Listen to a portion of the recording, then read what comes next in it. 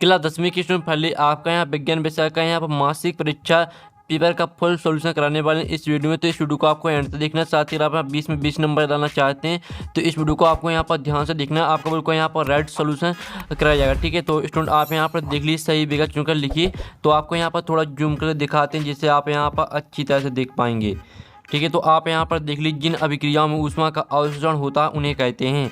तो आपका था ऊष्मा क्षेपी अभिक्रिया, बाता संयोजन अभिक्रिया, साता ऊष्मा शोषी अभिक्रिया और दाता वाष्पीकरण अभिक्रिया। तो जो इसका आपका करेक्ट आंसर रहेगा वो आपका यहाँ पर रहेगा ऊष्मा शोषी अभिक्रिया, ठीक है। आपका यहाँ पर सा करेक्ट आंसर हो जाएगा। फिर आपका यहाँ पर दूसरा था भोजन नली का कौन सा भाग या क्रस से पित्त रस प्राप्त करता है। तो आपका था अमाशय और बाता अग्न्याशय और साता छोटी आंत और दाता बड़ी आंत, ठीक है। तो जो आपके यहाँ पर दिए भोजन नली कौन सा भाग यकृत से पित्त रस प्राप्त करता है, तो इसका आंसर आपका छोटी आंत हो जाएगा। फिर जो आपका तीसरा आता है प्रकाश संश्लेषण की क्रिया पौधे के किस भाग में होती है, तो इसका आंसर आपका पत्ती हो जाएगा, ठीक है। फिर आपका यहाँ पर चौथा आता है किसी पारितंत्र के घटक हैं। तो यहाँ पर किसी पारितंत्र जो घटक हैं वो आपके यहाँ पर उत्पादक भी है, उपभोक्ता भी है, अपघटक भी है। तो इसका आंसर आपका द हो जाएगा उपरोक्त सभी, ठीक है। तो इस तरह से आपके सही विकल्प कंप्लीट हो जाते हैं। अब चलिए प्रश्न 2 आता है रिक्त स्थान की पूर्ति कीजिए। तो आपका पहला आता है लोहे की वस्तुओं को डोंट से बचाने के लिए उस पर पेंट करते हैं।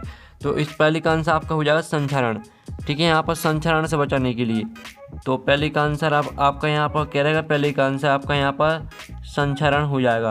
फिर आपका आता वर्षा के पानी को एकत्रित करना व इसे उपयोग में लाना दोनों कहलाता है। तो इसका आंसर रहेगा वर्षा जल संग्रह, ठीक है। वर्षा जल संग्रह, ये आपका यहाँ पर आंसर रहने वाला है दूसरे रिक्त स्थान का, वर्षा जल संग्रह, ठीक है। फिर आपके यहाँ पर तीसरा तो ओजोन परत को हानि पहुँचाने वाला रसायन है आपका क्लोरोफ्लोरोकार्बन, ठीक है।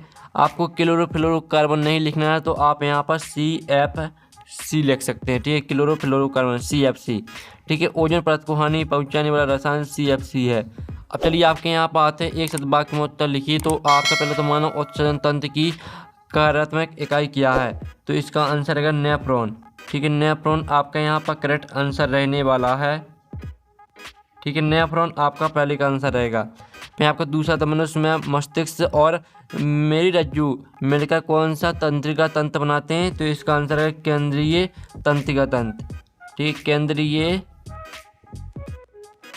तंत्रिका तंत्र, ठीक है। आपका यहाँ पर आंसर रहने वाला है केंद्रीय तंत्रिका तंत्र। तो आप यहाँ पर देख लीजिए आपका रिक्त स्थान का सॉल्यूशन है, और ठीक है। और आपका यहाँ पर पहले का आंसर नेफ्रॉन हो जाएगा, दूसरे का आंसर केंद्रीय तंत्रिका तंत्र। अब चलिए प्रश्न आपका चौथा आता है विस्थापन एवं दुर्विस्थापन अभिक्रिया में एक अंतर लिखिए, ठीक है। तो आप यहाँ पर देख लीजिए आपका यहाँ पर विस्थापन और दुर्विस्थापन, ठीक है। आपका विस्थापन और दुर्विस्थापन अभिक्रिया में अंतर है, तो आपको एक अंतर लिखना है। तो आपको एक अंतर यहाँ पर दिया गया है, साथ ही इसका उदाहरण भी दिया गया है, ठीक है। तो आप स्क्रीनशॉट ले सकते हैं, और जो आपका इसका अथवा वाला है वो खुद करना आपको। पाँचवा आता है ATP का पूर्ण नाम लिखिए, इसे ऊर्जा मुद्रा क्यों कहते हैं। और जो आपका यहाँ पर, ठीक है, आपको ATP का पूर्ण नाम लिखना है। सॉरी, जो आपका चौथे का अथवा है जिसमें वायु में जलाने के पूर्व मैग्नीशियम रिवर को साफ क्यों किया जाता है, तो इसका आंसर भी आप यहाँ पर देख लीजिए। आपका चौथे का अथवा का आंसर है, ठीक है। मैग्नीशियम धातु सामान्य ताप पर नम वायु की उपस्थिति में मैग्नीशियम ऑक्साइड बनाता है जो मैग्नीशियम रिवर के ऊपर सतह पर जमा रहता है, ठीक है। इस तरह से आपको यहाँ पर संयोग कर सकें, यहाँ तक पूरे लिखना है, याद करना है, ठीक है। अब चलिए आपका यहाँ 5वां क्वेश्चन देख लेते हैं।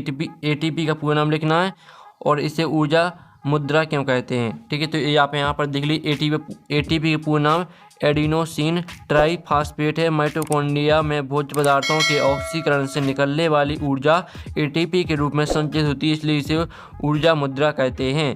ये आपका आंसर रहेगा 5वें का, ठीक है। आप 5वें का जो अथवा है जाइलम और फिलोएम में 2 अंतर लिखिए। तो जाइलम और फिलोएम में आप यहाँ पर अंतर देख लीजिए, आपके 4 अंतर यहाँ पर दिए हैं, तो कोई आपको 2 यहाँ पर याद करना है और लिखना है, ठीक है। तो यहाँ से आपको 2 अंतर लिख लीजिएगा। और जो आपका 5वें का अथवा है वो कंप्लीट हो जाता है। अब चलिए आपके यहाँ पर देख लेते हैं 6वां तंत्रिका कोशिका का नामांकित चित्र बनाइए। तो आप यहाँ पर देख लीजिए, ये आपका यहाँ पर तंत्रिका कोशिका का नामांकित चित्र है। तो इस तरह से आपका यहाँ पर 6वें का उत्तर हो जाता है। ये आपका तंत्रिका कोशिका का नामांकित चित्र, स्क्रीनशॉट आप ले सकते हैं। अब चलिए आपके यहाँ पर जो दिया पदा हार्मोन ऑक्सीजन के 3 काल लिखिए। तो आप यहाँ पर देख लीजिए, ये रहे आपके यहाँ पादप हार्मोन ऑक्सीजन के कार्य। ठीक है, ये आपके यहाँ पादप हार्मोन ऑक्सीजन के कार्य दिए गए। ठीक है, ए, बी और सी। तो इस तरह से आपको तीनों को लिख लेना है। ठीक है, स्क्रीनशॉट आप ले लीजिए। अब चलिए आपका जो यहाँ पर 7वां आता है प्रतिवर्ती चाप का नामांकित चित्र बनाइए। तो आप यहाँ पर देख लीजिए आपका प्रतिवर्ती चाप का नामांकित चित्र। ठीक है, आप स्क्रीनशॉट ले लीजिए, आपका प्रतिवर्ती चाप का नामांकित चित्र हो जाता, आप स्क्रीनशॉट ले सकते हैं।